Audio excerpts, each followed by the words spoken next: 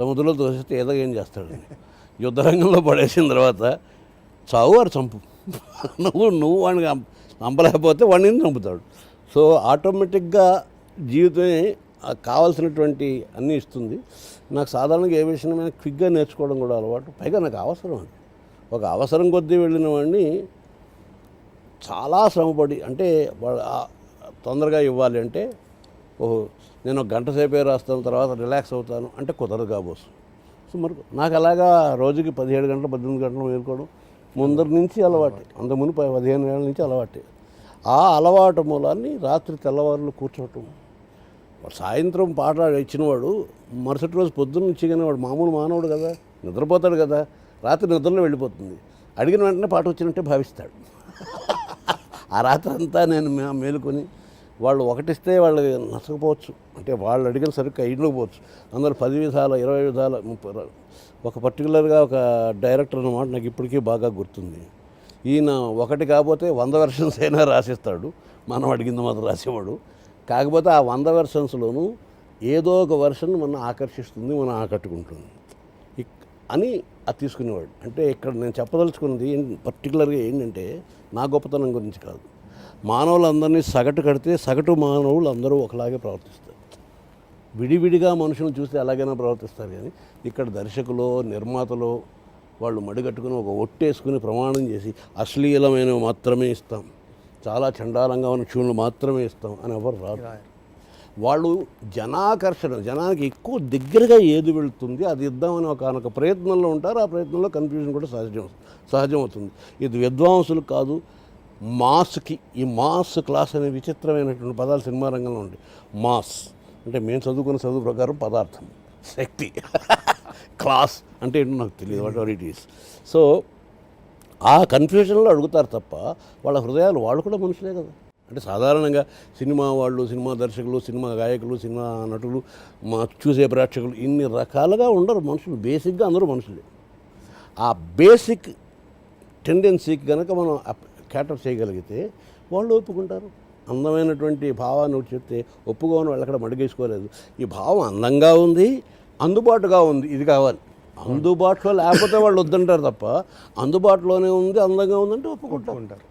So అప్పటి నుంచి నాకు అది ఒక పోరాటమైంది, ఒక ఆరాటమైంది, ఒక ఆనందకరమైనటువంటిది. అంటే కేవలం నాకు భుక్తికి డబ్బులు ఇచ్చేటువంటి వృత్తిగా మాత్రమే కాకుండా నా అంతరంగంలో చెలరేగే అనేక భావాలని ఇతరులతోటి వాళ్ళకి అందుబాటు అయినటువంటి భాషలోను, వాళ్ళకి అందుబాటు అయినటువంటి సంవిధానంలోనూ పంచడం ఎలాగా అనే ప్రశ్న నాకు నేనే వేసుకుంటూ దానికి సమాధానం చెప్పుకుంటూ పాటలు రాయడానికి పనికొచ్చింది. గృహమే కదా స్వర్గసీమ అన్నదానివి గృహమే కదా స్వర్గసీమ అని అడిగారు.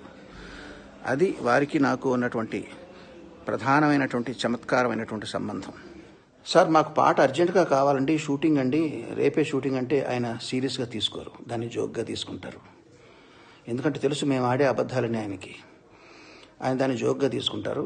తీసుకుని 10 రోజులకే ఇస్తారో 20 రోజులకే ఇస్తారో నెలకే ఇస్తారో అద్భుతమైన పాట ఇస్తారు. అంచేత నేను అంటాను, ఆలస్యం అమృతం విషయం అనే సూక్తిని తప్పు అని ప్రూవ్ చేసిన వారు శ్రీ శాస్త్రి గారు. ఎందుకంటే ఎంత ఆలస్యంగా ఇస్తే అంత అమృతం లాంటి పాటలు ఆయన దగ్గర నుంచి వస్తాయి. ఈ తత్తకారము అంటాం కదా మనం ట్యూన్లకి. అంటే ఒక దర్శకుడు ఒక సన్నివేశం చెప్తే దానికి తగ్గట్టుగా పాట రాయడం ఒక ఛాలెంజ్ అయితే, సంగీత దర్శకుడు ఇచ్చినటువంటి ఆ కొలత మన భాషలో తత్తకారానికి రాయడం, ఈ సమస్యల ఇది పెరుగుతూనే ఉంటుంది కదా లిస్ట్. అంటే ఒక రచయిత తత్తకారము అన్నమాట డిక్షనరీలో ఉంటుంది, నిఘంటు పదమే, మనకు కనిపెట్టిన పదం ఏం కాదు. తత్తకారం అంటే శాస్త్రీయ సంగీతం నేర్చుకున్నాడు, నీకు తెలియదు కాదు, తనన విభాగం. సో ఇంతకుముందు చెప్పినట్టే చెట్టు ముందా విత్తు ముందా లాగా ట్యూన్కి పాట రాస్తారా, పాటకి ట్యూన్ రాస్తారా, ఇట్లాంటి వివాదం చాలా కాలంగా కొనసాగుతుంది. కానీ ట్యూన్కి పాట రాయడం అనేటువంటి కాన్సెప్ట్ కొత్తది ఏమీ కాదు. కాకపోతే మనకి ఛందస్సులు ఉన్నాయి, పద్యాలు రాయడం మనకి సాధారణంగా పద్య కవిత్వం అలవాటు. పద్య కవిత్వానికంతా వృత్తాలని, జాతులని, బోళ్ళని ఉత్పలమాల, చంపకమాల, శార్దూలము, మత్తకోకిల, మత్తేభము, శీర్షపద్యము, తేటగీతి, ఆటవెలది, కందపద్యము, ఇలా మళ్ళీ కందపద్యంలో బోళ్ళని వెరైటీలు. ఇవన్నీ కూడా చెప్పవలసిన భావానికి ఒక నడకని నిర్దేశించి పెట్టే చట్రాలు లాంటివి. వాటి మనం ట్యూన్లని అంటాం. అంతే. కాకపోతే ఏంటంటే ఒక 101 వెరైటీల ట్యూన్లు తెలుగు భాషకు సంబంధించినంతటికి 101 వెరైటీల ఉడతారు ఉన్నాయి, 1-2 కాదు. 101 వెరైటీల ఒక సంపుటి తయారు చేసి దాన్ని తీసుకెళ్ళి లైబ్రరీలో పెట్టారు మన వాళ్ళు. పెట్టి కవికి ఏం చెప్పారంటే, అబ్బాయి నువ్వు చెప్పదలుచుకున్న భావానికి ఎటువంటి నడక అనుకూలంగా ఉంటుంది, ఆ నడకని కావలసిన ఛందస్సు ఇందులో ఉంది, దీన్ని తీసుకో అని చెప్పి కలిపారు. అంటే స్వేచ్ఛ కవికి ఇచ్చారు. దాన్నే మీరు శాస్త్రీయ సంగీతంలో మనోభావం అంటాం. అంటే మీకు రాగానికి ఆరోహణ అవరోహణ లిమిటేషన్స్ ఉంటాయి, కానీ మీ స్వతంత్రతను కూడా మీరు ప్రకటించుకోవడానికి ఒక అవకాశం ఉంటుంది, మనోధర్మ సంగీతం. ఆ మనోధర్మ సంగీతం. అలాగా ఇక్కడ వీళ్ళు పెట్టిన దాంట్లో అంటే ఉదాహరణకి గజేంద్ర మోక్షంలో గజేంద్రుడు మొర విని 1000 సంవత్సరాలు అర్థం చేశాడు.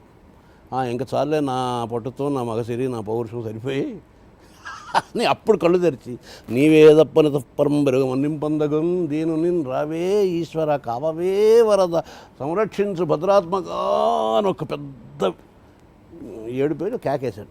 అప్పటిదాకా పట్టించుకోలేదు ఆయన. సరే యుద్ధం చేస్తున్నట్టు చేసుకొని మధ్యలో దేవుడా నువ్వు ఉన్నావా, ఉంటే హెల్ప్ చేయరాదు ఇలాంటి మాట్లాడిగాడు తప్ప నా వల్ల అవలేదని సరెండర్ అవ్వాల. ఇప్పుడు సరెండర్ అయ్యాడు కాబట్టి నేను వెంటనే వెళ్ళి రక్షించాలి. ఆయన ఉన్న పడాన్ని గబాలు లేచి వెళ్ళిపోయాడు. అంతసేపు లక్ష్మీదేవితో చిన్న జోదం చిన్న పాచికలు ఆడుకుంటున్నాడు, పులి జోదం ఆట ఏదో. గబగబా లేచి వెళ్ళిపోతుంటే ఎక్కడికి వెళ్ళిపోతున్నాడు ఈయన చెప్పా చేయకుండా చెప్పాడు అసలు అని ఆవిడ కంగారు పడుతుంది. ఇప్పుడు అడుగుదామంటే చాలా హడావిడిలో ఉన్నాడు, ఎలా అడిగితే చెప్తాడో చెప్పడా, ఏమిటి అలాగ అసలు నా పట్టుకొంగ చేతిలో ఉంది, అది వదలడు, తనకేమో జుట్టంతా చెదిరిపోయింది, సర్దుకోడు, ఎలాగ అలా అటు వెళ్ళిపోతున్నాడు అన్న భావం వచ్చింది ఫాదర్ గారికి. అప్పుడు లైబ్రరీలోకి వెళ్ళాడు, తనకు కావాల్సిన ట్యూన్ తెచ్చుకున్నాడు. దాన్ని సర్వ లఘు కందము అంటాం.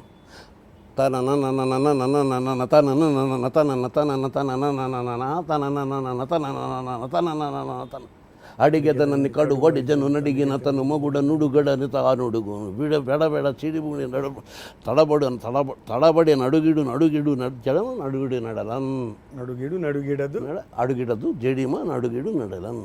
ఈ నడకలోనే కావలసిన భావాన్ని చెప్పడానికి కావాల్సిన ట్యూన్ రెడీగా ఉంది కదా. అంటే కొత్త ప్రక్రియ అయితే కాదు. కాకపోతే ఇప్పుడు వచ్చింది ఏంటంటే కవికి ముందర నీకు కావాల్సిన ట్యూన్ ఏమిటని అడిగేవాళ్ళు లేడు వాడు. ఓకే చేసేవాళ్ళు వాళ్ళ ఛందస్సును వాళ్ళు పట్టుకొచ్చి ఈ ఛందస్సులో మీరు పాట రాయండి. ఆ సంగీతం మీకు ఎంత బాగా తెలుసు ఈ సంగీతం అరకొర తెలిసిన వాళ్ళు, వాళ్ళకి రసం అంటే ఏమిటో తెలీదు, ఈ సాంబారు రసంలో ఒక భాగం అనుకుంటారు. సో ఏ భావం దానికి ఎటువంటి మూడ్, రసం అంటే ఇంగ్లీష్లో మూడ్ అంటే ఏ మూడ్తో ఇవ్వాలి అంటే శాస్త్రీయ సంగీత పరిభాషలో చెప్పాలంటే ఏ రాగంతో ఇవ్వాలి, మామూలు ఈ సాహిత్య పరిభాషలో చెప్పాలంటే ఏ తతకారంతో ఇవ్వాలి అన్నవి పెద్ద తెలియక వాళ్ళు ఏదో అంటారు. అనేటప్పుడు ఒక కరుణరసాత్మకమైన ట్యూన్ వస్తుంది, దీర్ఘంగా ఏడుస్తూ, ఇందులో శృంగారం పాట రాయండి.